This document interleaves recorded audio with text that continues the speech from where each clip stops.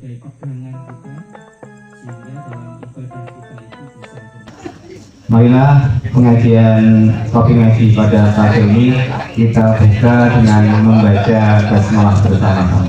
Bismillahirrahmanirrahim. Ya, pada kesempatan pengajian pagi ini yang ke-66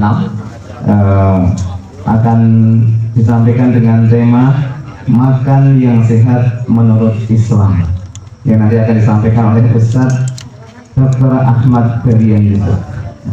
Karena itu mari kita dengarkan bersama-sama tausiah dan kajian tentang makan yang sehat menurut Islam. Kepada yang menghormati Ustaz Dr. Ahmad Berlian Yusuf, waktu dan tempat kami persilakan. Bapak Ibu, tidak ada satu sunnah pun yang tidak bermanfaat. Apa yang disampaikan oleh Rasulullah, baik itu perintah maupun larangan, niku pasti ada manfaatnya. Meskipun kalau panjenengan belum tahu ilmunya, tapi kita harus yakin dulu bahwa apa yang disampaikan oleh Rasulullah niku pasti ada manfaatnya. Sunnah itu bisa perintah, bisa larangan. Nah, kadang-kadang larangan-larangan ini yang kita belum tahu hikmahnya apa. Bapak Ibu, nyuwun sewu, kalau panjenengan sering dahar bener? Sering ya? Tiap dinten dahar ya? Tapi kalau dahar kali bersandar apa bener? Kadang-kadang ya? Padahal Rasulullah SAW di sebuah hadis beliau menyampaikan la ya'kulu muttaqi'an. Janganlah kalian makan sambil bersandar. Terus Bapak Ibu bagian nyuwun sewu, antara perut kita sama dada niku wonten sekatnya. Sekatnya niku namanya diafragma. Nah, diafragma itu ketika kita makan sambil bersandar, diafragma kita itu meregah. Akhirnya apa? Akhirnya ketika diafragma meregah, usus niku tidak bisa bekerja dengan baik. Akhirnya apa? Wetenge segah, mual, jelek, napa boleh Bu? Bersesat, napa boleh? Orang. Karena usus tidak bisa bekerja dengan baik. Panjenengan nanti Bu, sakit perut terus itu nanti, Pak, nanti Pak. Jangan-jangan karena kita makannya sambil bersandar. Wonten melih Bapak Ibu, satu hadis. Naha Rasulullah sallallahu alaihi wasallam anil jalalah. Rasulullah sallallahu alaihi wasallam melarang kita untuk makan hewan jalalah. Panjenengan pun ngertos hewan jalalah niku napa, Bapak Ibu? Dari kertas. Nah, ini fungsinya ngaos ini kertas ini Pak. Dari sesuatu yang belum tahu menjadi tahu. Hewan jalalah itu adalah hewan yang sengaja diberi makan dengan barang-barang yang najis. Ulang lagi nih, hewan jalalah adalah hewan yang sengaja diberi makan dengan barang-barang yang najis. Wonten perubahan, nggih. Kalau betul wonten apa? Lele, wonten nila, wonten iwak apa mawon nggih? Gurame, ya Pak. Terus di atasnya dikasih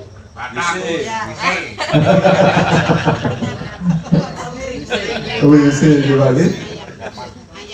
Bangkai ayam. Ikan tadi itu jadi jalalah apa betul? Jalalah Bapak Ibu. Nggak boleh kita makan. Rasulullah melarang ini Bu. Orang ngerti. Karena tadi pengertiannya apa? Hewan yang sengaja diberi makan dengan barang-barang yang najis. Meskipun ikan itu halal zatnya, tapi ketika diberi makan dengan barang-barang yang najis, sengaja diberi makan dengan barang-barang najis, niku jalalah. Lah pripun carane ben mboten dados jalalah? Pendhet riyin ditangkar dulu, diparingi teng ember nopo baskom, terus dikasih makan yang baik-baik selama 3 hari. Nah, setelah itu pun betul dados jalalah sudah boleh dimakan. Bapak Ibu nyuwun sewu, rencang kawula sudah meneliti tentang hewan jalalah ini. Niku lele sing wau teng ndure wonten napa niku? Jambannya itu diambil, dibedel, diperiksa Bapak Ibu, dagingnya itu di bawah mikroskop pembesaran 100.000 kali. Niku isinya bakteri tok niku Bapak Ibu.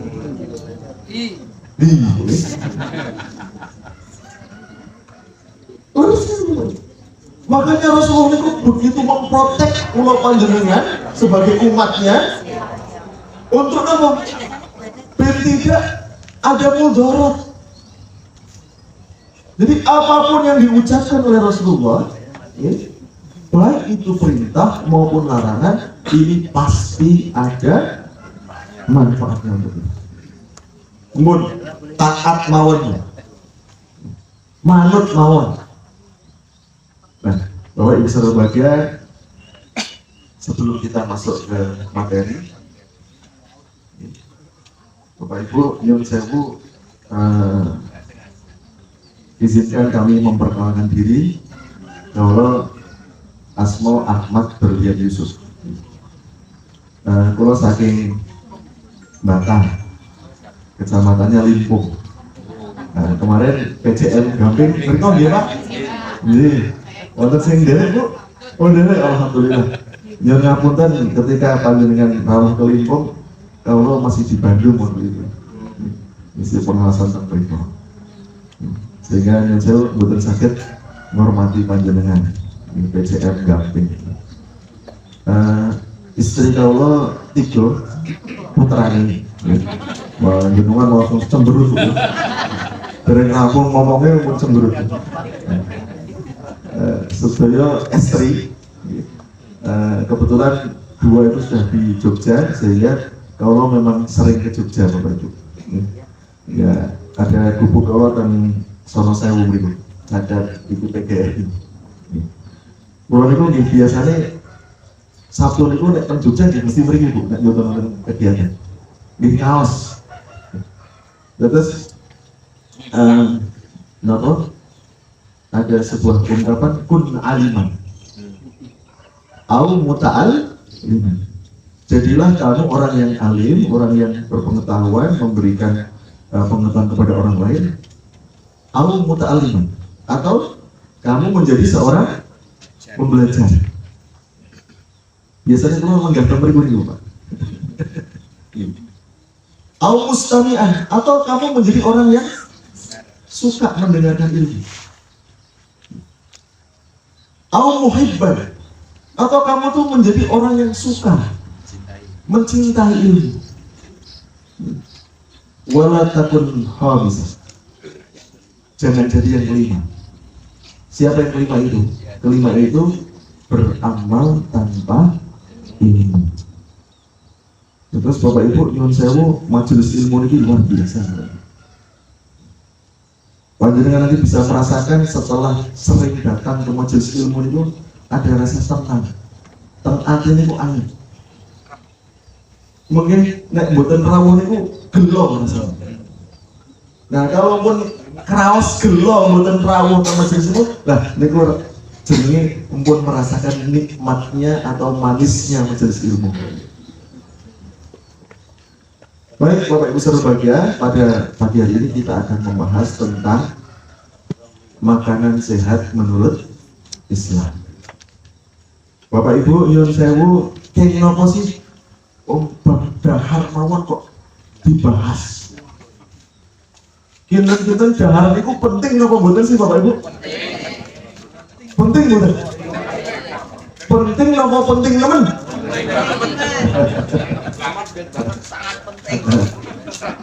Bapak Ibu saudara bahagia, kalau kita melihat di dalam surat Al-Baqarah ayat 35, mungkin saya dibuka ya, Al-Baqarah ayat 35. Allah berfirman di situ bahwa ternyata ketika Nabi Adam dan istrinya diperintahkan untuk tinggal di surga, perintah pertama kali yang Allah berikan kepada Nabi Adam dan istrinya apa? Kira-kira Bapak? Kan sholat? Nopo kan sedekah? Betul. Lah pada sedekah kali season, wong isine wong loro tok niku. Nopo kan poso? Betul. Coba perhatikan. Wa qulna ya adamuskun anta wa zaujukal jannah. Ketika aku perintahkan kepada Nabi Adam, hai Adam, tinggallah kamu di surga beserta istrimu. Kemudian ayat selanjutnya, wa kula minha ragadan haitsu syi'tuma. Dan makanlah kamu berdua apa saja yang kamu inginkan. Perintah pertama apa berarti apa Bapak Ibu? Kedahar. Boten kan sholat, boten kan puasa, boten kan maca Quran, boten kan apa malih? Sedekah. Tapi kan apa? Kedahar. Tapi ingat, hai Adam dan istrimu, wala taqraba hadis sajarah. Kamu jangan dekat-dekat dengan pohon ini. Fatakuna minadh dhalimin. Kalau kamu kok dekat-dekat dengan pohon ini, kamu menjadi orang-orang yang zalim. Nah, Bapak Ibu saudara berbahagia, ternyata di dalam Al-Quran itu perintah atau terkait dengan makan dan minum itu banyak ayat Bapak Ibu. Berapa ayat sih tentang perintah makan dan minum atau ayat-ayat yang berhubungan dengan makan minum itu ada berapa dalam Al-Quran? Saya sudah menemukan 17 ayat. Tapi monggo nanti kalau Bapak Ibu kalau misalnya tadarus Quran, coba dicek boleh. Siapa tuh lebih dari 17 ayat. Kalau selama ini saya tadarus itu yang terkait dengan makan dan minum itu ada 17 ayat. Nah, perintah siam, perintah puasa itu berapa ayat Pak Ibu? Benar Pak?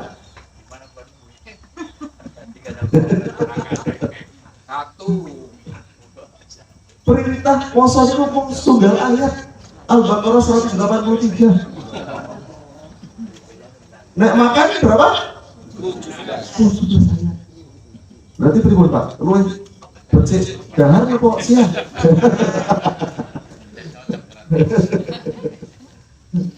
Bapak Ibu saudara berbahagia, nyuwun sewu, kita akan bahas paling tidak 3 Bapak Ibu terkait dengan ayat-ayat yang berhubungan dengan makan dan minum. Yang pertama Al-Baqarah 168.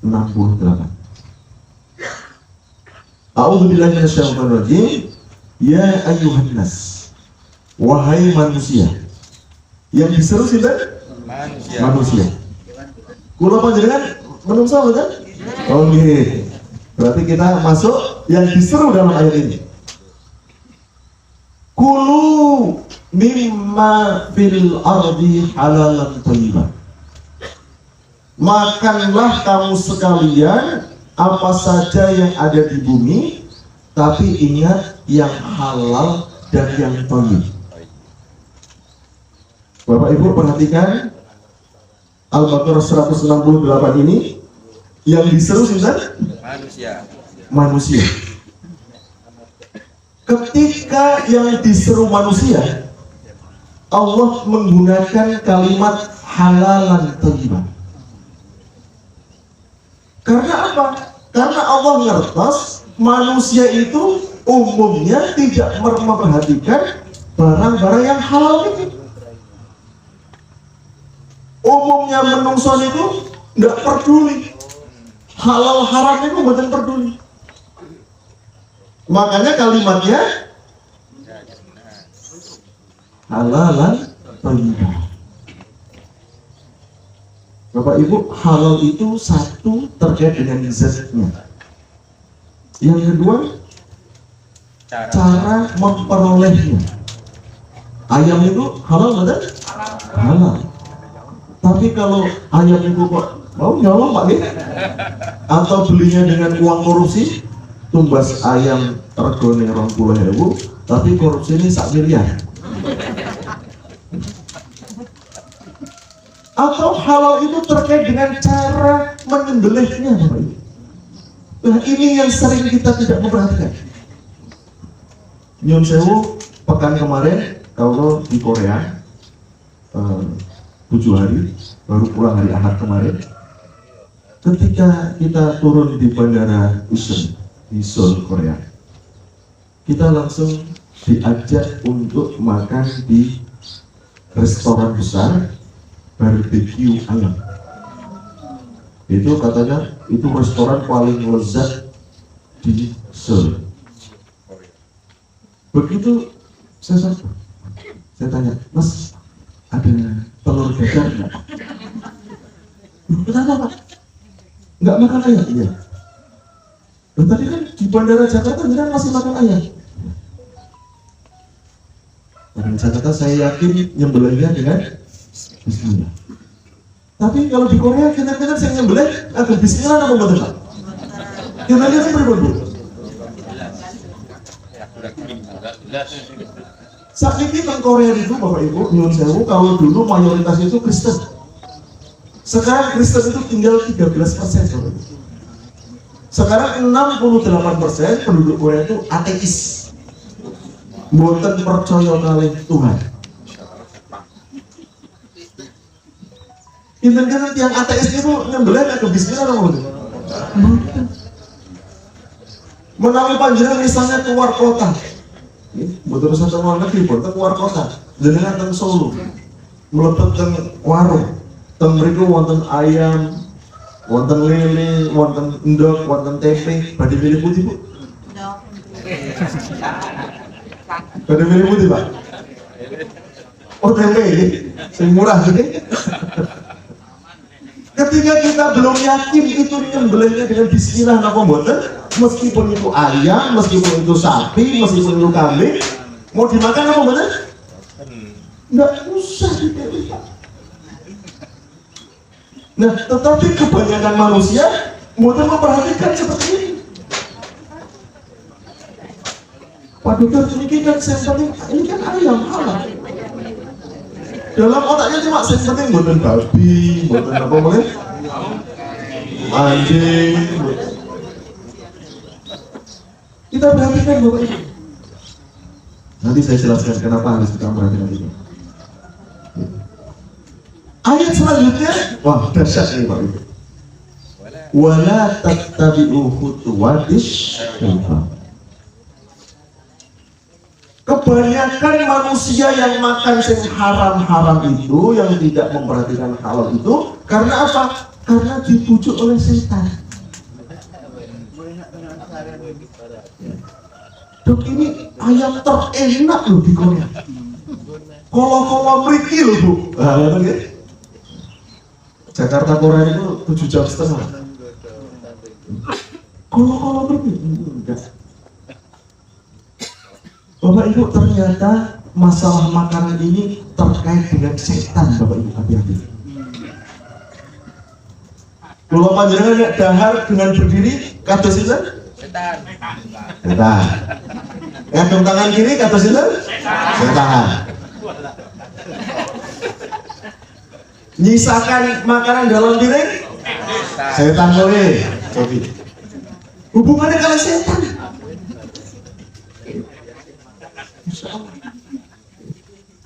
Bapak Ibu, teringat satu hadis ketika ada Rasulullah SAW ditanya oleh para sahabat, ya Rasulullah, bagaimana agar doa-doa itu dikabulkan? Apa jawab Rasulullah? Perbaiki cara makannya. Jangan kau tinggalkan makanan sisa di perjalanan. Jangan-jangan doa-doa kita dari dikabulkan Allah itu karena sering nyisakan makanan, memubazirkan makanan. Wah, kayak gitu ya. Coba kita buka ayat yang lain Bapak Ibu. Al-Baqarah 172. Ya ayyuhalladzina amanu. Hai orang-orang yang beriman. Kalau mau sing diseru manusia. Semua manusia. Sekarang yang diseru orang-orang yang beriman, khusus orang-orang yang beriman Bapak Ibu. Ketika kula panjenengan ndarus Al-Qur'an kok diawali dengan ayat ya ayyuhalladzina amanu. Berarti setelahnya ada sesuatu yang besar Bapak Ibu. Seperti halnya ayat tentang puasa kemarin. Ya ayyuhalladzina amanu kutiba alaikumusiyam. Sesuatu yang besar apa? Masalah puasa. Nah, Al-Baqarah 172 yang besar apa ini? Ya ayyuhalladzina amanu, hai orang-orang yang beriman. Kulu min thayyibatin ma razaqnakum. Makanlah yang baik-baik yang telah aku rizkikan kepada kamu. Coba perhatikan Bapak Ibu, ketika yang diseru orang-orang yang beriman, Allah sudah tidak lagi menggunakan kata-kata halalan beriman. Karena apa? Karena Allah yakin ketika orang yang beriman itu pasti dahare sing halal. Sudah tidak ada lagi kata halal di situ, karena sudah yakin orang yang beriman itu makannya sing halal mawon. Nah, ketika kok orang itu makannya tidak halal, berarti tidak beriman. Nah, Bapak Ibu sebagian perhatikan ayat selanjutnya, luar biasa. Washkuru lillah. Ternyata makan minum yang kita lakukan itu ini dalam rangka bersyukur kepada Allah. Kadang-kadang yang saya terus waras orang enak rasanya utang. Tapi makan dan minum itu dalam rangka bersyukur kepada Allah Bapak Ibu. Niki ayat ini saya sering kalau jadikan senjata. Ketika visit pasien-pasien yang dirawat inap itu, biasanya yang sakit itu beri Pak. Wegah-gahan nih, pahit sedaya nih latih nih. Diparingi sate napa nggih rasane pahit. Tongseng nggih pahit ya Pak. Kula matur Bu, Pak, jenengan badhe sehat apa mboten? Nggih Pak Dokter. Meskipun ini rumah sakit saya nggih kula pengennya cepat langsung. Lah nek jenengan badhe cepat sehat, dahar. Niki dahar niku mboten perintah dokter, perintah Gusti Allah. Jenengan nek purun dahar niku dalam rangka bersyukur kepada Allah. Nek yang purun bersyukur niku ditambah nikmati mengke dados sehat. Ah napa nggih Pak Dokter? Lah monggo dibuka Al-Baqarah 172. Dan ternyata makan dan minum itu terkait dengan apa? Rasa syukur. Mau nggak kita bersyukur kepada Allah? Bapak Ibu saudara, jadi orang-orang yang beriman disuruh makan ya baik-baik. Coba kita buka lagi Al-Quran yang lain, surat yang lain. Surat Al-Mu'minun ayat 51 Bapak Ibu. Ya ayyuhar rusul. Wahai para rasul. Yang diseru lagi rasul. Kulu min thayyibatin. Makanlah yang baik-baik. Sama ketika yang diseru rasul niku sami dengan yang diseru dengan orang-orang beriman. Tidak ada kata lagi halalan thayyibah meleh Pak. Karena Allah yakin Rasul itu ya makna sih halal. Coba perhatikan ayat selanjutnya Pak. Wa malu sholihan. Ternyata Bapak Ibu, makan yang kula panjenengan dahar itu terkait dengan amal soleh. ketika nyuwun sewu yang kita masukkan ke dalam tubuh kita ini makanan-makanan yang baik-baik, saya sudah pasti halal ya, ini berhubungan dengan amal soleh. Sehingga ketika kalau panjenengan kok malas beramal soleh, jangan-jangan ada sesuatu yang masuk ke dalam tubuh kita yang tidak baik. Mau misalnya tadi hewan jalalah, mau kita sering dengar pecel lele Pak? Biasa sih Pak? Biasa Ibu?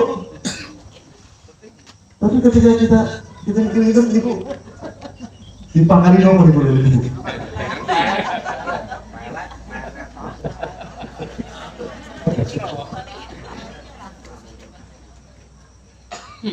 Bapak Ibu saya berbahagia, maka ini berhubungan dengan amal soleh Bapak Ibu. Kita punya jamaah entrepreneur muslim, terus kita sering sharing ilmu gitu, saling memberi masukan. Ada teman kami mengatakan ya tentang saya ini sudah 2 tahun ini kok rasanya ibadah itu kok malas. Biasanya saya itu selalu sholat tahajud terus, tapi sekarang rasanya berat sekali untuk tahajud. Biasanya duha itu tidak pernah pedot, tapi saat ini jalan. Biasanya saya itu selalu puasa Senin Kamis terus, tapi ini belas. Malas rasanya beramal soleh itu malas. Akhirnya Bapak Ibu, coba kita saran-saran evaluasi. Sudah berapa? 2 tahun. Kira-kira 2 tahun ini pernah mengerjakan apa? Ketemu Bapak Ibu. Ketemu ini apa? 2 tahun kemarin beliau itu baru buka pom bensin. Nah Bapak Ibu saya berbahagia, ketemu nih Pak. Kenapa kok 2 tahun ini malas ibadah? Justru karena setelah punya pom bensin. Ini kok toyib bener? Halal bener? Makanya terus malas ibadahnya. Nah, akhirnya satu kesimpulan Pak, ini mau saya jual. Dulu sebelum punya pom bensin, ibadahnya kencang. Malah berdagang pom bensin, ibadahnya makanan kita itu ternyata berkaitan dengan amal soleh. Nah, monggo Bapak Ibu, kalau panjenengan evaluasi ini. Kalau kita kok malas ibadah, malas mengerjakan amal soleh, ada makanan-makanan yang masuk ke dalam tubuh kita yang tidak.